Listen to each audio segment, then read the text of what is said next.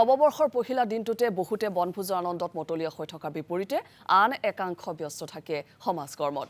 নতুন বছৰত 100টাকৈ পৰিয়ালক প্ৰয়োজনীয় বস্ত্ৰ আৰু সা-সামগ্ৰীৰে সহায় কৰিলে চাবুৱাৰ এজন ব্যক্তিয়ে। প্ৰতিষ্ঠিত ব্যৱসায়ী তথা সমাজকৰ্মী অজয় গগৈয়ে দুৰ্গত পৰিয়ালকেইটাক কাপোৰ আৰু খাদ্য সামগ্ৰী প্ৰদান কৰে।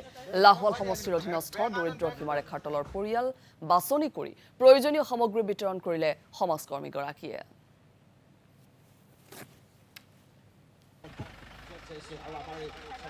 লাহোৱাল প্ৰেছ ক্লাবে আজি যি উদ্যোগ লৈছে, আজি যি আমাৰ এশৰো অধিক আমাৰ বৃদ্ধসকল, দৰিদ্ৰ সীমা ৰেখাৰ যি আইতাসকল, ককাসকল, তেখেতলোকক যি অলপমান খাদ্য বস্তু সামগ্ৰী দিবলৈ ওলাইছে আৰু মোকো তেখেতলোকে আজি অৱগত কৰাত মই তেখেতলোকৰ লগত সহযোগিতা আগবঢ়াবলৈ ওলাই আহিছোঁ।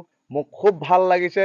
প্ৰায় 22টাকৈ আমি আইটেম খোৱা সামগ্ৰী বস্তু দিবলৈ আমি 100 ঘৰ মানুহক আজি চাবুৱা, আমাৰ আজি ৰহমূৰীয়া, মৰ্দাখাট, লাহোৱাল অঞ্চলত দিবলৈ আমি একত্ৰিত হৈ আপোনালোকৰ লগত ওলাই আহিছোঁ। আজি প্ৰথমে আমি একোখন কম্বল দিছোঁ।